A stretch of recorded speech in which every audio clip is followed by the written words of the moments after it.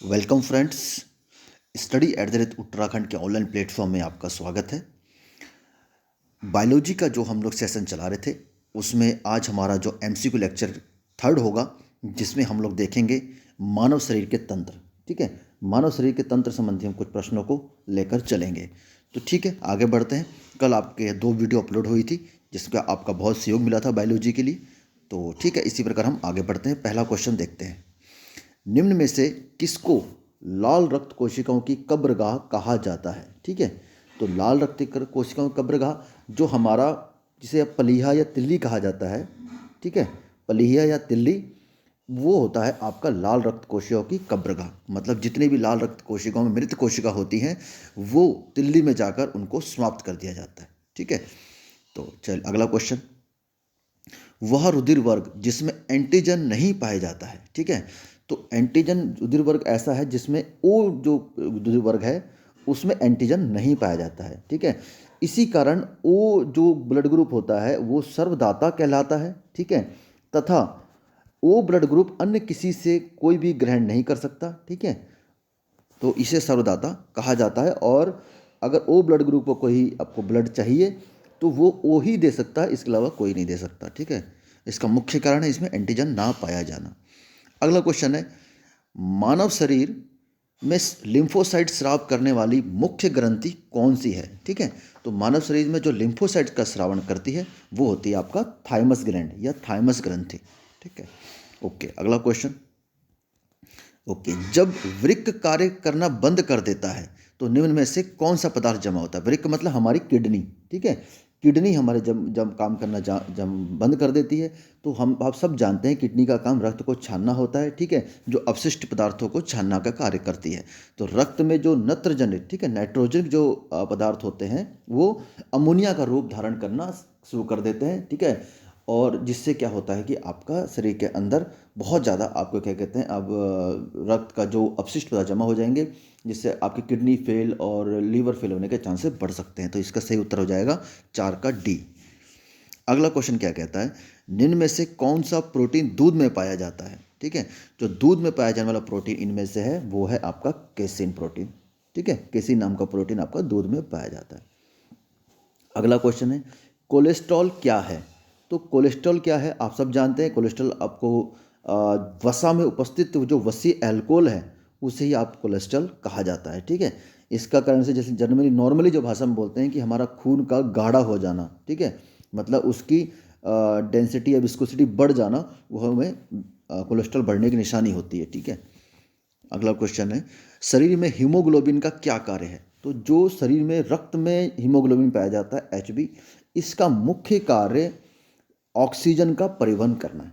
ठीक है, हृदय से ब्लड के थ्रू हीमोग्लोबिन शरीर की समस्त कोशिकाओं तक, ठीक है, आपका ऑक्सीजन का परिवहन करता है, जिससे ऊर्जा का संचार बना रहता है। ओके, अगला क्वेश्चन है, रक्त समूह के खोजकर्ता कौन है?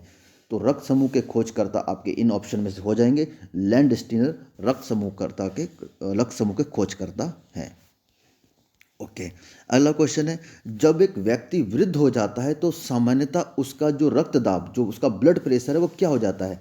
घट जाता है, बढ़ जाता है, उतना ही रहता है, बदलता रहता है?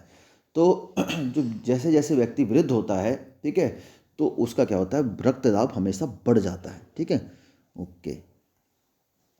अगला क्वेश्चन है, हमारे शरीर में रक्त का दाब क्या होता है? वायुमंडलीय दाब से कम होता है, वायुमंडलीय दाब से अधिक होता है, वायुमंडलीय दाब के बराबर होता है, या उपरोक्त में से कोई नहीं?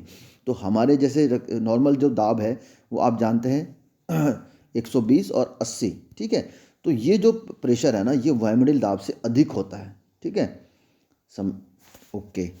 तो अगला क्वेश्चन है, एस्पिरिन के संबंध में कौन सा कथन सत्य नहीं है? ठीक है, एस्पिरिन आपको पता है कि एक पेन किलर टैबलेट होती है, ठीक है, दर्द देने वाला दवा होती है। तो इसके संबंध में कथन कौन सा सत्य नहीं है?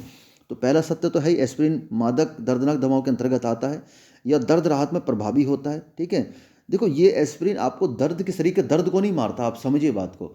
ये क्या आता है कि आपका जो तंत्रिका तंत्र है, न्यूरो सिस्टम, जो आपका बॉडी के दर्द को फील कर रहा है, ठीक है, उसको न्यूट्रल कर देता है। तो आपको थोड़ी देर के लिए या कुछ समय के लिए आपको जो बॉडी का दर्द महसूस नहीं होता, सिर्फ यही कारण होता है, लेकिन बॉडी में दर्द रहता ही रहता है, आप समझिए। तो ये आपका न्यूरोलॉजी तंत्री के रूप में सक्रिय दवा है। खून के थक्के जमने से इसका कोई तात्पर्य नहीं है, तो ये सत्य नहीं हो जाएगा। तो इसका सही उत्तर हो जाएगा, यह खून के थक्के नहीं जमने देता है। अगला क्वेश्चन है, अच्छा एक थोड़ा कॉन्सेप्चुअल क्वेश्चन है। एक व्यक्ति दुर्घटना में घायल हो गया है, उसके रक्त समूह के जांच के लिए समय नहीं है, तो उसे निम्न में से कौन सा खून दिया जा सकता है? तो आप सभी जानते हैं, जो आपका ब्लड ग्रुप ओ नेगेटिव होता है ना, आर एच फैक्टर नेगेटिव वाला ब्लड ग्रुप आप उसे दे सकते हैं, ठीक है। इसे आप सर्वदाता कहा जाता है, ठीक है।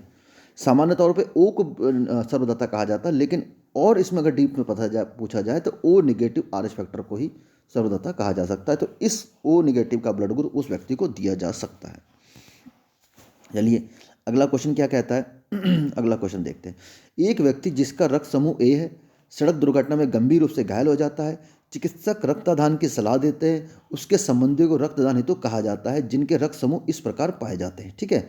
पत्नी का है ओ, ठीक है, भाई का ए बी, पुत्र का ए और पुत्री का है ओ। देखिए अब इसमें एक आप चीज़ आपको समझने वाली बात है कि पहले तो आप देखिए सर्वदाता कौन है, ठीक है। सर्वदाता वो ओ, ठीक है। और सर्वदाता कौन है? ये है पुत्री ओ, ठीक है। और ब्लड ग्रुप किसका है? ए का है, तो ऑब्वियसली पुत्र ए का है, तो ये दे सकता है। तो अब इसमें क्वेश्चन क्या है, उपरोक्त में कौन से संबंधी उस घायल व्यक्ति को रक्तदान हेतु रक्तदान कर सकते हैं? तो मैंने आपको पहले बताया ओ वाला दे सकता है, और जिस ब्लड ग्रुप का व्यक्ति घायल हुआ है उसका ब्लड ग्रुप ए होना चाहिए, ठीक है। तो ये आप तीनों दे सकते हैं, ए भी नहीं दे सकता इसको, ठीक है। तो इसका उत्तर हो जाएगा 1, 3 और 4। तो उसका सही उत्तर हो जाएगा सी। अगला क्वेश्चन है, सूची 1 और सूची 2 को सम्मिलित कीजिए। देखिए अस्थियां हैं और इनका नाम क्या है, ठीक है।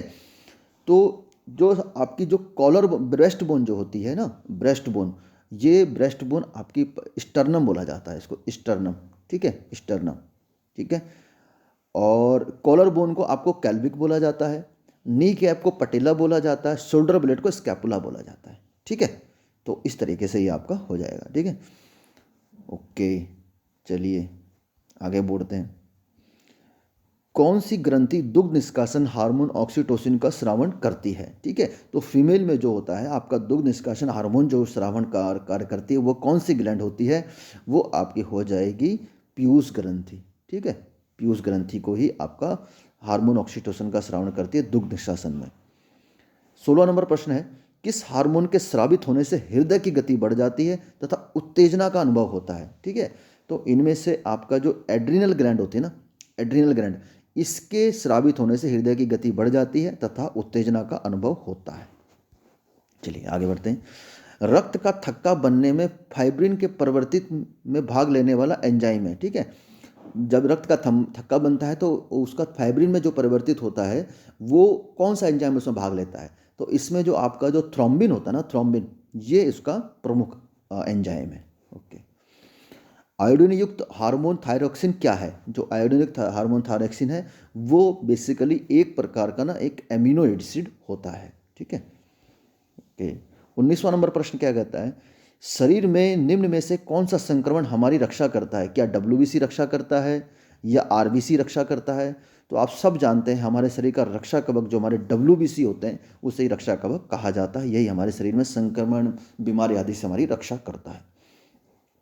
अगला क्वेश्चन है, मानव कंकाल में अब तक ज्ञात हड्डियों की संख्या आप सभी जानते हैं 206, ठीक है। शिशुओं में 300 हड्डियां होती हैं, बच्चों में। ओके, अब अंतिम प्रश्न है आज के ये मानव शरीर के तंत्र का। इसमें 21 प्रश्न थे और सारे प्रश्न इंपॉर्टेंट है। और इस अंतिम प्रश्न को देखते हैं। गर्म रुधिर वाले जीव जंतु वे होते हैं जो अपने तापक्रम को क्या करते हैं? वातावरण के तापमान के नीचे रखते हैं, वातावरण के तापमान को ऊंचा रखते हैं, हमेशा एक सा बनाए रखते हैं, वातावरण तापक्रम के बराबर बनाए रखते हैं, ठीक है। तो इसका जो सही उत्तर हो जाएगा, ये गर्म रुधिर वाले जो जीव जंतु होते हैं उनको बोला जाता है कि हमेशा एक सा बनाए रखते हैं, ठीक है। तो ये थे हमारे मानव शरीर के तंत्र के कुछ इंपॉर्टेंट प्रश्न। और जिस प्रकार आपका सहयोग चल रहा है सारी सीरीज में, तो उसी में क्रम में एक हमने चैप्टर और ऐड किया। नेक्स्ट जो चैप्टर होगा हमारा वो होगा मानव स्वास्थ्य और रोग संबंधी कुछ प्रश्नों को देखेंगे। और उम्मीद करते हैं ये सारे प्रश्न आपके लिए एग्ज़ाम में कुछ फ़ायदेमंद साबित हो सकते हैं। और इस अगर आपको पीडीएफ चाहिए तो वो हमारे टेलीग्राम और हमारा जो व्हाट्सअप ग्रुप है उसको आप ज्वाइन कर सकते हैं, उसमें सारी आपको पीडीएफ मिल जाएगी, ठीक है। तो आपके आगामी एग्ज़ाम के लिए शुभकामनाएं। बने रहिए स्टडी एट उत्तराखंड के साथ। मिलते हैं नेक्स्ट वीडियो में, तब तक के लिए जय हिंद।